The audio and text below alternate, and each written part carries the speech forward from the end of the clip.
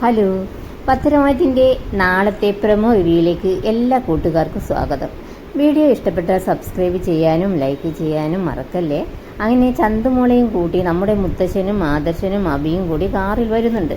കുറച്ച് ദൂരം ചെന്നപ്പോൾ അബി കാറ് നിർത്താൻ ആദർശിനോട് ആവശ്യപ്പെടുന്നുണ്ട്. എന്നിട്ട് അബി മുത്തശ്ശനോടും ആദർശിനോടും കാറിൽ നിന്ന് ഇറങ്ങി വരാൻ ആവശ്യപ്പെടുന്നുണ്ട്. ചന്തുമോളെ കാറിൽ ഇരുത്തിയിട്ട് അബി പുതിയൊരു പ്ലാനും കൂടി മനസ്സിൽ തയ്യാറാക്കി വെച്ചിട്ടുണ്ട്. അത് ആദർശിനോടും മുത്തശ്ശനോട് പറയുന്നുണ്ട്.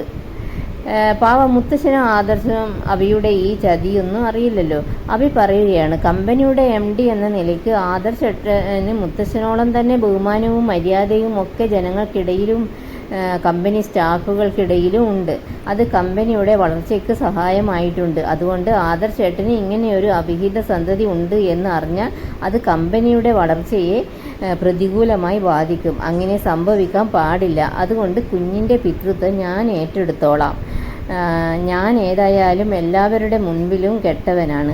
അതുകൊണ്ട് ഒരു പ്രശ്നവുമില്ല. അപ്പോൾ ആദർശ് ചോദിക്കുന്നുണ്ട്, കുഞ്ഞിൻ്റെ പിതൃത്വം തെളിയിക്കാൻ ഇപ്പോൾ പല വഴികളുണ്ട്. അപ്പോൾ നീ എന്തിനാണ് അങ്ങനെ ചെയ്യേണ്ട ആവശ്യമെന്നൊക്കെ ചോദിക്കുന്നുണ്ട്.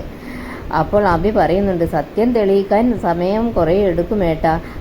അതിനു മുമ്പ് തന്നെ ഇത് പത്രങ്ങളിലും ചാനലിലും ഒക്കെ ഒരു വാർത്തയാകും. അതുകൊണ്ട് ഞാൻ പറഞ്ഞതുപോലെ ചെയ്യുന്നതാ നല്ലത് എന്നൊക്കെ പറയുന്നുണ്ട്.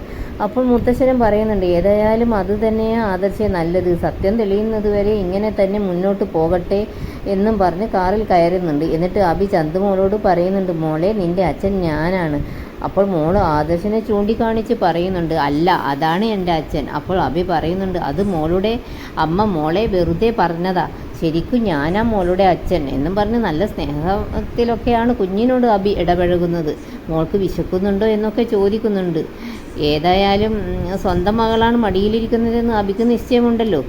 എന്നിട്ട് കുഞ്ഞിനോട് പറയുന്നുണ്ട്, നമുക്ക് ഹോട്ടലിൽ പോയി ഭക്ഷണമൊക്കെ കഴിക്കാം എന്ന് പറയുന്നുണ്ട് അബി. അപ്പോൾ മുത്തശ്ശൻ പറയുന്നുണ്ട്, അതിന് മുൻപ് നമുക്ക് ശ്മശാനത്തിൽ പോകണം. അനഘയുടെ കർമ്മങ്ങളൊക്കെ കഴിഞ്ഞിട്ടാവാം ഇനി വീട്ടിലേക്കും ഹോട്ടലിലേക്കും ഒക്കെ. അപ്പോൾ അബി പറയുന്നുണ്ട്, അത് ഞാൻ അങ്ങോട്ട് പറയാനിരിക്കുകയായിരുന്നു മുത്തശ്ശ. അങ്ങനെ പിന്നെ ഇന്നത്തെ പ്രൊമോയിൽ കാണിക്കുന്നത് കുഞ്ഞുമായി അവരിങ്ങനെ അനന്തപുരിയിലേക്ക് എത്തുന്നുണ്ട്. ഏതായാലും കുഞ്ഞിനെ കണ്ട് എല്ലാവരും ഞെട്ടുന്നുണ്ട്. എന്നിട്ട് ദേവയാനി ചോദിക്കുന്നുണ്ട്, വീട്ടിനകത്ത് ഒരു പൊട്ടിത്തെറി ഉണ്ടാക്കാതിരിക്കാനാണെങ്കിൽ എന്തിനാ അച്ഛ ഇങ്ങോട്ട് കൊണ്ടുവന്നത്? നമുക്ക് ഈ കുട്ടിയെ വേറെ എവിടെയെങ്കിലും ആക്കാമായിരുന്നു.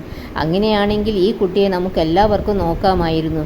ഇങ്ങനെയൊരു പ്രശ്നം ഉണ്ടാകില്ലായിരുന്നു എന്നൊക്കെ ഇങ്ങനെ പറയുന്നുണ്ട്. അപ്പോൾ മുത്തശ്ശൻ പറയുന്നുണ്ട്, അമ്മ മരിച്ച ഈ കുട്ടി ഇനി താമസിക്കേണ്ടത് അവളുടെ അച്ഛൻ താമസിക്കുന്ന വീട്ടിലാണ്.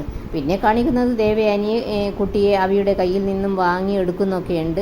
പിന്നെ വിഷമിച്ചു കൊണ്ട് നിൽക്കുന്ന നയനയൊക്കെയാണ് കാണിക്കുന്നത് പ്രൊമോയിൽ. ശരിക്കും അവിടെ ആദർശം അവിയും കൂടി എന്തൊക്കെയാണ് പറഞ്ഞു പിടിപ്പിച്ചിരിക്കുന്നത് എന്ന് അറിയില്ല. ഇങ്ങനെ കാണിച്ചുകൊണ്ടാണ് പ്രൊമോ എപ്പിസോഡ് അവസാനിക്കുന്നത്. Thanks for watching.